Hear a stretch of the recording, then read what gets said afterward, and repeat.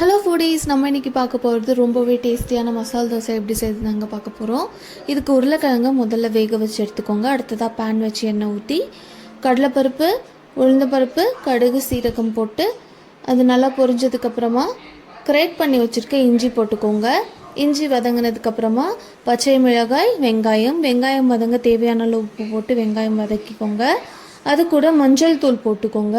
மஞ்சள் தூளும் ஒரு மாதிரி பச்சை வாசனை போனதுக்கப்புறமா மசிச்ச உருளைக்கிழங்க சேர்த்துக்கோங்க. அதில் சேர்த்துட்டு மல்லித்தலை தூவிக்கோங்க. மல்லித்தலை தூவி 1 டம்ளர் தண்ணி மட்டும் ஊற்றி ஒரு 2 நிமிஷம் அப்படியே அடுப்பில் வச்சு ஆஃப் பண்ணிடுங்க.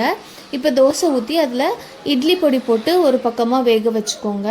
இப்போது நம்ம செஞ்சு வச்சுருக்க மசாலா எடுத்து அதில் அப்ளை பண்ணி இந்த தோசையை இந்த மாதிரி ஃபோல்ட் பண்ணிக்கோங்க. அவ்வளோதாங்க, ரொம்பவே டேஸ்டான ஒரு மசால் தோசை ரெடி. இதை செஞ்சு பார்த்துட்டு எப்படி இருக்குன்னு கமெண்ட்டில் சொல்லுங்கள்.